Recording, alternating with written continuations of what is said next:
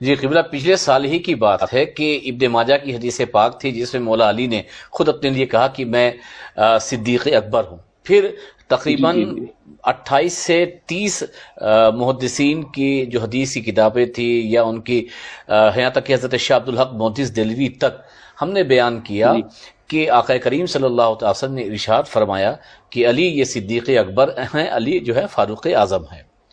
اور جی یہ ہم نے کہا کہ حدیث رسول کی بنیاد پہ مولا علی صدیق اکبر بھی ہیں، فاروق اعظم بھی ہیں۔ رہی بات حضرت ابو بکر کا صدیق اکبر ہونا، امت نے مانا ہے، ہمارے اکابرین نے مانا ہے، ہمارے مشائخ نے مانا ہے، ائمہ و مجتہدین نے مانا ہے، تو اس لیے ہم ان کو بھی صدیق اکبر مانتے ہیں۔ مگر مولا علی کے جو صدیق اکبر اور فاروق اعظم کی جہت ہے وہ حدیث رسول ہے۔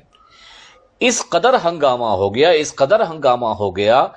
تو مجھے حیرت ہوئی کہ حدیث رسول دکھائی جا رہی ہے، حدیث کی کئی کتابیں دکھائی جا رہی ہے، مگر یہ ماننے کے لیے تیار نہیں ہے کہ مولا علی کو صدیق اکبر بھی مانا جائے۔ یہ حالات ہیں۔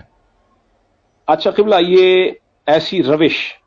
یہ سنیت کے نام پہ دھبا ہے۔ جی میں پہلے عرض کر چکا، سنی وہی ہوتا ہے جو وما آتاکم الرسول فخذوہ کے پابند ہو۔ سنی وہ ہے جو حضور عطا فرما دیں اس میں وہ چیں و جبیں ہونے والا آدمی وہ اپنی سنیت پر نظر ثانی کرے، وہ سنی ہے ہی نہیں۔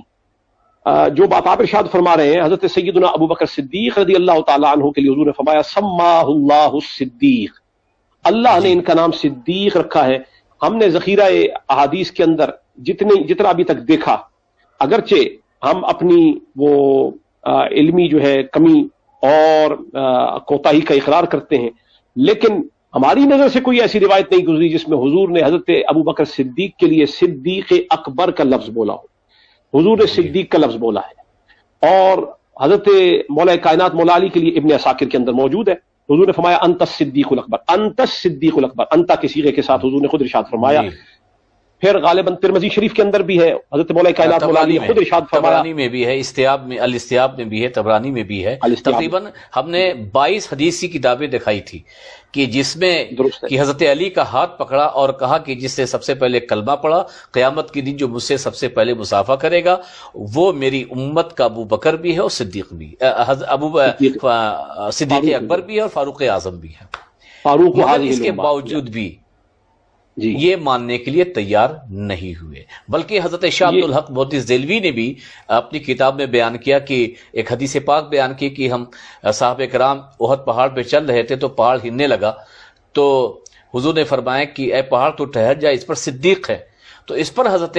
شاہ عبدالحق محدث دہلوی نے اسی حدیث کو کوٹ کیا ہے کہ صدیق جو ہے صرف ابو بکر نہیں ہے، بلکہ ایک موقع پر اللہ کے رسول صلی اللہ علیہ وسلم نے علی کو جو ہے صدیق اکبر فرمایا، مگر اس کو بھی ماننے کے لیے تیار نہیں ہے۔ دیکھیے قبلہ، اگر ساری دنیا مل کر اللہ کی توحید کا انکار کر دے اور وہ یہ کہہ دے کہ اللہ ہے ہی نہیں، دہریے ہو جائیں، تو ہم دہریے نہیں بنیں گے۔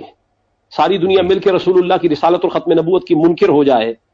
تو ہم ان کے اس اجتماع اور اس اجماع اور اکٹھ کی وجہ سے ہم یہ نہیں کہیں گے کہ یہ چونکہ اکٹھے ہو گئے اور اکثریت ادھر ہو گئی ہے، ان تطع اکثر من فی الارض یضلوک عن سبیل اللہ۔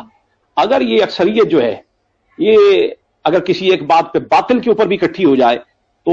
ان کا باطل پہ اکٹھے ہو جانا ہمارے لیے کبھی حجت نہیں ہو سکتا۔ رسول اللہ کی حدیث وافی اور کافی موجود ہے۔